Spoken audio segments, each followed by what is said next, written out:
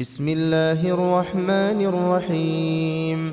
تبارك الذي بيده الملك وهو على كل شيء قدير، الذي خلق الموت والحياة ليبلوكم أيكم أحسن عملا وهو العزيز الغفور، الذي خلق 7 سماوات طباقا ما ترى في خلق الرحمن من تفاوت فارجع البصر هل ترى من فطور ثم ارجع البصر كرتين ينقلب إليك البصر خاسئا وهو حسير، ولقد زينا السماء الدنيا بمصابيح وجعلناها رجوما للشياطين وأعتدنا لهم عذاب السعير، وللذين كفروا بربهم عذاب جهنم وبئس المصير. إذا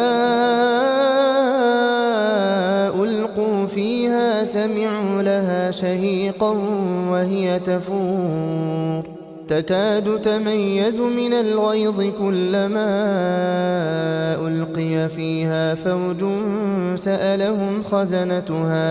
سألهم خزنتها ألم يأتكم نذير؟ قالوا بلى قد جاءنا نذير فكذبنا وقلنا ما نزل الله من شيء إن أنتم إلا في ضلال كبير. وقالوا لو كنا نسمع أو نعقل ما كنا في أصحاب السعير، فاعترفوا بذنبهم فسحقا لأصحاب السعير.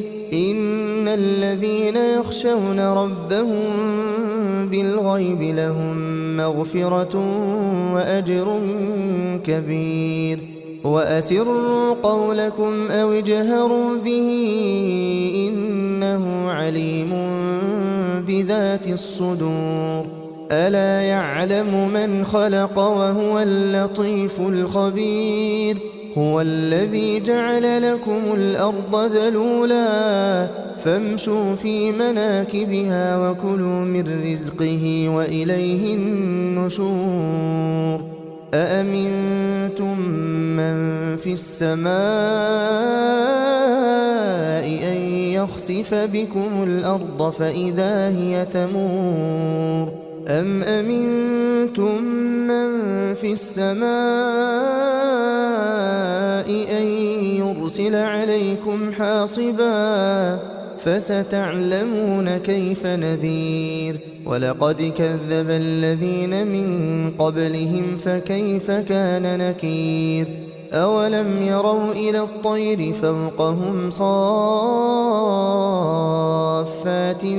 ويقبضن ما يمسكهن إلا الرحمن إنه بكل شيء بصير. أمن هذا الذي هو جند لكم ينصركم من دون الرحمن إن الكافرون إلا في غرور. أمن هذا الذي يرزقكم إن أمسك رزقه بل لجوا في عتو ونفور. أفمن يمشي مكبا على وجهه أهدى أمن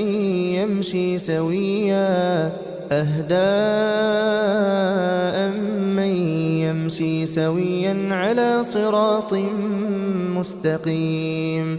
قل هو الذي أنشأكم وجعل لكم السمع والأبصار والأفئدة قليلا ما تشكرون.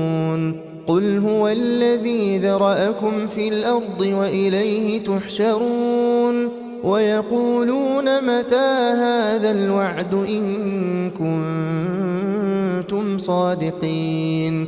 قل إن إنما العلم عند الله وإنما أنا نذير مبين فلما رأوه زلفة سيئت وجوه الذين كفروا وقيل هذا الذي كنتم به تدعون قل أرأيتم إن أهلكني الله ومن معي أو رحمنا فمن يجير الكافرين من عذاب أليم قل هو الرحمن آمنا به وعليه توكلنا فستعلمون من هو في ضلال مبين قل أرأيتم إن أصبح ماؤكم